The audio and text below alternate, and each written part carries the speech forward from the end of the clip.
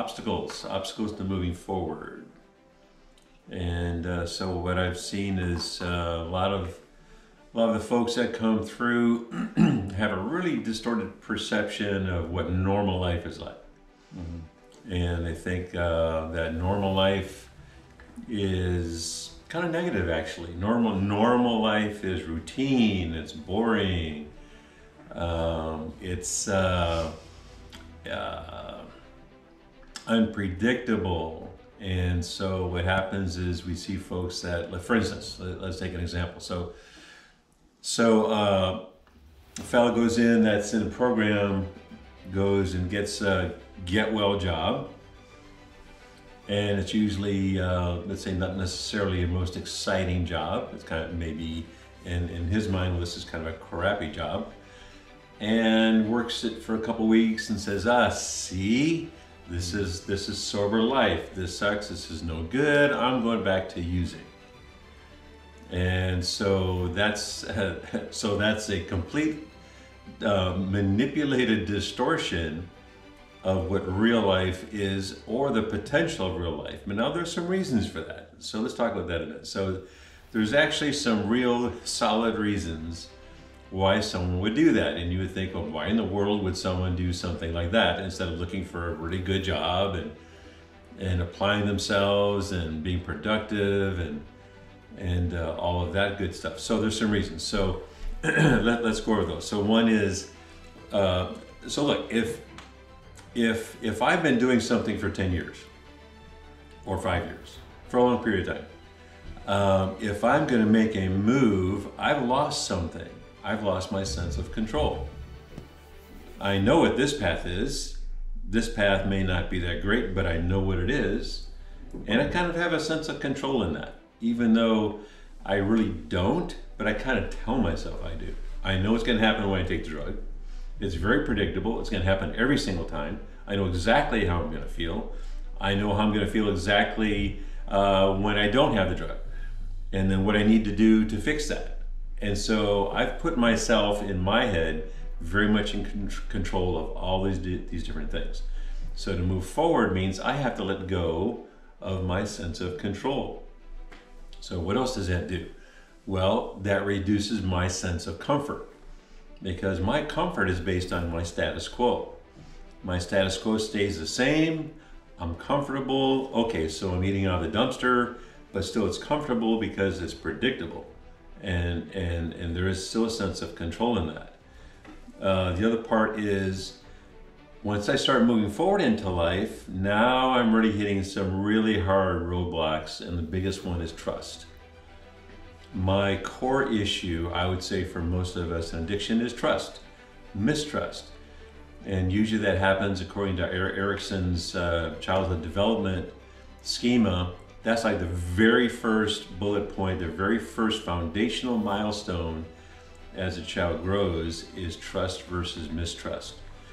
For a lot of us, a lot of those in the addiction area, that's what was broken at the very beginning, is that sense of trust. And that's why it gets diverted over from relational fulfillment to non-relational pursuit, non-relational being the drug. So does that make sense so far? Yeah, absolutely. Okay, so I don't trust what my boss's agenda is. I don't trust what my coworker's agenda is. I don't even trust myself. So why would I move forward? Why would I put myself in a place of moving forward when I'm going to lose my control, I'm going to lose my comfort, and now I have to be forced to trust someone else? I'm not liking that. So it doesn't get any better. So now the other part of this is, once I start moving forward, that's now an element of risk. I don't want to risk. I'd much rather, again, all these factors are all playing in the same direction of my being very risk averse, and so then I don't move forward. So what does this all really say? What this all really says is, I'm invested in playing not to lose. I'm not invested in winning. I'm not even invested in the game. I'm invested in not moving, not changing, and not losing. And all that has to do with this is fear. This is all about my fear.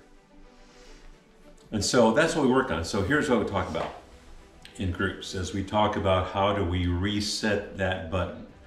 How do we reset the button of my perception of life, my perception of moving forward in life, my perception of trusting other people, my perception of trusting myself. And now you're getting into the areas of I need to start connecting with someone who is very safe for me, who I can receive the love and support that I need on a regular basis 24/7. 24/7, that kind of sounds like higher power. And that's exactly where we start.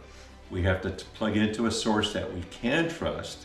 We can start rebuilding and resetting our perception of trust and our experience of trust with a higher power and then other people that can respect our dignity and enforce that and support that. It's good stuff. So the first question that pops in my mind is, how can we start rebuilding the trust if that has been lost? So the first part of finding, rebuilding and resetting that trust is finding a safe place and safe people. So the safest place I go to is my higher power, because I know he's not going to betray me. He's not going to turn his back on me. He's actually going to be very safe for me. And now I have to find safe people. Where do I find safe people?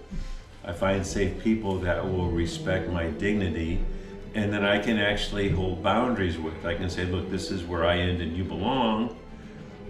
You cannot throw trash in my yard. Do you understand that? Are you willing to cooperate with me on that? And they say, yes, of course, because I actually care about this relationship as much as you do.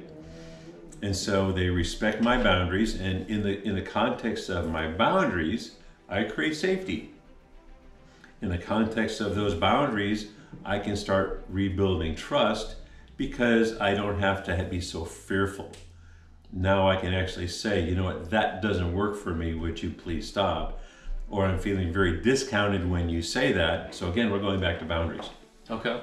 And then from the family standpoint, what are some tools that the family can do to start to stoke that trust building process for themselves, but also their loved one? So that's a great question. And so again, because this all is rooted in a basic sense of fear and mistrust, that's where we need to start flipping the script on this. And part of that is a session that we talked about last week, I believe, of setting a vision for your relationship with those family members that you have that you care about. So having a vision for them, what do I want them to experience when they're with me? Do I want them to experience my condemnation or my sense of hope? Do I want them to experience my record keeping of, you remember you stole this from me, 2 months ago? Or do I have a vision of, I want to come alongside of you and let's move forward together? What kind of vision do you have for them in their future? Can you identify their strengths and come around those strengths and enforce and support those strengths? And say, you're really good at this. Do you think that you might want to try this out and see how this works for you? By the way, I'm here for you. I'm not going to condemn you if you fail. I'm actually going to be there to support you. So there's some things that the parents can do in that to start maybe thinking differently. Instead of thinking more of, it's all going to fall apart anyway, so I'm just going to treat that person as if it's already happened, versus I'm going to treat this person as if there's actually a vision for their life in my relationship with them. Very highly applicable. Any other thoughts on that? No, I think this is a real basic issue that this is like a human issue to begin with. The whole sense of the fear of risk.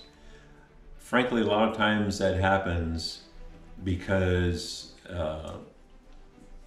in the parental system, it's usually the dad that comes alongside of the son and affirms to him his competence. When there's no dad in the home, mom can't do that. So you have a lot of moms that are trying to overcompensate by making them feel happy, not letting them feel pain. But the dad's role is to affirm that you can actually do this. And why they do that? To help them risk. And to help them risk without condemnation of failure if they're not able to do that risk. And why do they do that? Because a dad wants to help them launch to get to their mission in life. Every man has a mission.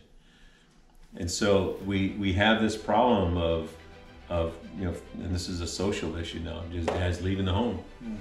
Dads leaving the home, and many times either leaving physically, leaving in their own drug or alcohol usage, or emotionally they're checked out because they think, hey, I'm only here to bring a paycheck, not to be emotional with my kids or my children or my wife or whatever.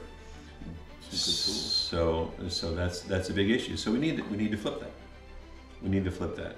If we're talking about your kids, all of your kids need to learn that they can be safe in their ability to risk and to explore life and to build good stuff. And we should kind of come alongside of that and kind of support that.